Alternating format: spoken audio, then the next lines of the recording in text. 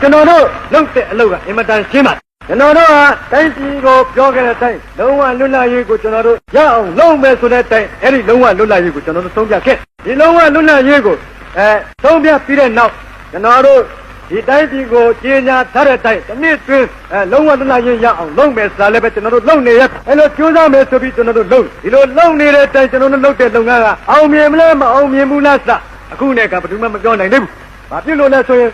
အချိန်နေလိုပါလေကျွန်တော်တို့နေတဲ့လုပ်ငန်းတွေကမပြီးသေးပါဘူး။ပြီးလာတဲ့တနေ့ပဲခင်ဗျားတို့မြင်လာတဲ့တနေ့ပဲကျုပ်တို့လုပ်ငန်းတွေကအောင်မလားမအောင်မလားဆိုခင်ဗျားတို့မြင်နိုင်ပါပဲ။အဲ့တော့အခုနဲ့ကမဲ့ကျွန်တော်ဘာမှသိပြီးတော့ကကြီးကျယ်ကျယ်တွေပြောမနေလိုပါဘူး။အဲ့ဒီလိုလွတ်လပ်ရေးရအောင်ကျုပ်တို့ကလုပ်တဲ့နေရာမဲ့အလွယ်ဆုံးအကောင်းဆုံးအေးဆုံးနည်းကိုကျွန်တော်တို့ရှားတယ်။အဲ့ဒီလိုရှားတာကိုကျုပ်တို့ကိုဘာအပြစ်ပြောစရာခင်ဗျားတို့ရှိတယ်။အလွယ်ဆုံးအေးဆုံးအကောင်းဆုံးနည်းတွေနဲ့ကျွန်တော်တို့လွတ်လပ်ရေးကိုရအောင်ရှားတဲ့နေရာမဲ့ဘယ်သူတွေကဘာပြုတ်ကျုပ်တို့ကိုအပြစ်တင်နေရတာလဲကျွန်တော်တို့ပမာပြည်မဲ့ပေါ်ခဲ့တဲ့နိုင်ငံရေးဖွဲ့တွေ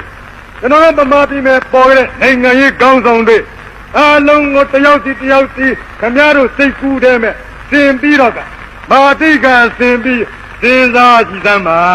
ါဟုတ်လားဘယ်လိုလူသားတွေလဲ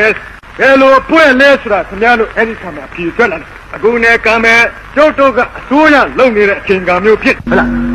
းဘယ်အစိုးရမှလည်းကျွေးခြင်းမရှိတဲ့အစိုးရလည်းမရှိဘူးတော့လည်းတိုင်းပြည်အပေါ်မဲ့ဒေသနာရှင်းထားပြီးတော့ကတစ်စစ်နဲ့တစ်စစ်ကျွန်တော်တို့လုပ်လာတဲ့လုပ်ငန်းကတိုးတက်လားမတိုးတက်ဘူးလားဆိုခင်ဗျားတို့ပြန်ကြည့်ပါဒီတော့ကလွတ်လပ်ရေးဆိုလို့ခင်ဗျားတို့ကိုကျွန်တော်ပြောပြအောင်လွတ်လပ်ရေးဆိုတိုင်းပဒေသာပင်မြေကမပေါက်နိုင်ဘူးဆိုတာကိုခင်ဗျားတို့ကိုကျွန်တော်ရှင်းခဲ့ဘာဖြစ်လို့လဲဆိုလို့ရှိရင်ခင်ဗျားတို့စိတ်ထဲမဲ့လွတ်လပ်ရေးရတော့မဲဆိုလို့ရှိရင်ဟလားစိတ်ကူးကဘယ်နဲ့စိတ်ကူးကြလဲဆိုရင်ပဒေသာပင်ကြီးချက်ချင်းပေါက်လာတော့မလို့နေချင်းညာချင်းပေါက်လာတော့မလို့ခင်ဗျားတို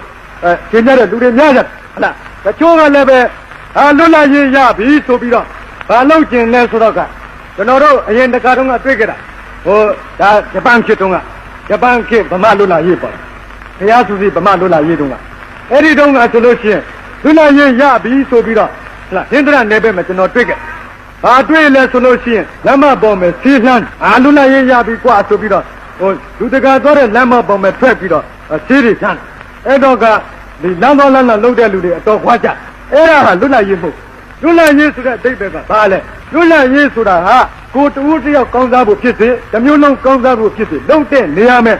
တခြားတူတယောက်ရဲ့အကျိုးကိုမထိခိုက်ပဲနဲ့ဟုတ်လားတခြားလူတွေရဲ့အကျိုးကိုမထိခိုက်ပဲနဲ့လွတ်လပ်လပ်ကိုတိုးတက်မှုအတွက်လုံနိုင်တာလွတ်လပ်ရေးပဲတခြားလူမျိုးတခြားလူတွေရဲ့အကျိုးကိုမထိလို့ရှိရင်အနောက်ရှင်မရှိကြောက်တိုင်းပြည်တစ်ပြည်လုံးရဲ့အကျိုးကိုမထိခိုက်ဘူးတခြားလူတွေရဲ့အကျိုးကိုမထိခိုက်ဘူးဆိုရင်ခမရလွတ်လပ်လုံနိုင်တဲ့အခြေအနေရှိရတော့လည်းပဲသူများနိုင်ငံရဲ့လွတ်လပ်ရေးကိုသွားနှောင့်ယှက်တဲ့လွတ်လပ်ရေးကိုမဟုတ်အဲ့ဒီကဘာလဲဆိုရင် license court ဒါရန်ကမှုများမှာဖြစ်ဒီတော့လွတ်လပ်ရေးဆိုတဲ့အဓိပ္ပာယ်ဟာစီးမဲ့ကမ်းမဲ့သဘောမျိုးမဟုတ်စီးနဲ့ကမ်းနဲ့သဘောမျိုးတာလည်းဖြစ်စီးနဲ့ကမ်းနဲ့ရှိမှတာလည်းလွတ်လပ်ရေးဆိုတာလည်းပဲဖြစ်နေအဲ့တော့လွတ်လပ်ရေးဆိုတာကိုကျွန်တော်တို့ရတဲ့ခံမဲ့နားလည်မှာကငါတို့တိုင်းပြည်ဟာပိုပြီးစီးကမ်းရှိဖို့လိုတယ်ဟလားလွတ်လပ်ရေးရအောင်လဲငါတို့တိုင်းပြည်လွတ်လပ်ရေးရအောင်လဲပဲစီးကမ်းရှိနဲ့လုပ်ရမယ်အဲ့ဒီလိုအားဖြင့်စီးကမ်းသဘောတွေနားလည်ပြီးအလုပ်စီးနဲ့ကမ်းနဲ့အလုပ်လုပ်တတ်မှာလွတ်လပ်ရေးစာကိုခင်ဗျားတို့တကယ်ရပြီနောက်ပြီးတော့ဒီလွတ်လပ်ရေးရတဲ့ခံမဲ့လွတ်လပ်ရေးရတဲ့အခွင့်အရေးတွေရလွတ်လပ်ရေးရတဲ့ကံမဲ့ခင်ဗျားတို့အခွင့်အရေးတွေပိုရတာလည်းရှိအခွင့်အရေးတွေပိုရတယ်လို့ပဲတာဝန်တွေမှလည်းပိုးလာလိမ့်မယ်ဘယ်လိုတာဝန်တွေပိုးလာလိမ့်မလဲဆိုရင်ဒီတိုင်းပြည်ကိုအင်္ဂလိပ်ကအုပ်ချုပ်နေတဲ့အခါတုန်းကဒီဗမာပြည်ကိုကာကွယ်ဖို့တာဝန်ကအင်္ဂလိပ်အစိုးရရဲ့တာဝန်သာဖြစ်တယ်သို့တော်လည်းဒီဗမာပြည်ကိုကျုပ်တို့လွတ်လပ်ရေးရတဲ့အခါမဲ့ကျုပ်တို့ဗမာတွေကဒါလည်းဗမာပြည်ကိုကာကွယ်ရမယ်တာဝန်ကအဓိကဖြစ်ဒီတော့အရင်တုန်းကလို့ခင်ဗျားတို့အေးသေးသေးနေလို့မဖြစ်နိုင်တော့ကျုပ်တို့တိုင်းပြည်ဆိုရလုပ်တဲ့လူတွေကတိုင်းပြည်ကာကွယ်ဖို့အတွက်ဗမာပြည်မှာစစ်သားတွေနဲနေတယ်ဆိုလို့ချင်းဗမာတိုင်းဟလားအရွယ်ရောက်တဲ့လူမှန်သမျှကျမ်းမာတဲ့လူမှန်သမျှစစ်မှုမတမ်းမနေရဆိုပြီးတော့အတင်းဥပဒေနဲ့နေပြီးတော့စစ်ထဲမဲ့ထဲရလို့ဟဲ့ဟလားအဲ့ဒါမျိုးတွေလောက်တန်လောက်ရလို့ဟလားနှစ်တန်3နှစ်တန်ဝင်ပြီးတော့စစ်ထဲမဲ့လောက်ရမယ်လောက်ပြီးတဲ့နောက်စစ်တဲ့ခါမဲ့ဆိုရင်လည်းဝင်တိုက်ရမယ်စခင်ဗျားတိုက်ချင်းမတိုက်ချင်းအဲ့ဒါဝင်တိုက်ပါအဲ့ဒါကလည်းတာဝန်မဲ့ဒါလွတ်လပ်ရေးရတဲ့အခါဖြစ်မဲ့တာဝန်မျိုးပဲလွတ်လပ်ရေးရတဲ့အခါဖြစ်မဲ့တာဝန်မျိုးပဲအဲ့ဒီအတိုင်းပဲ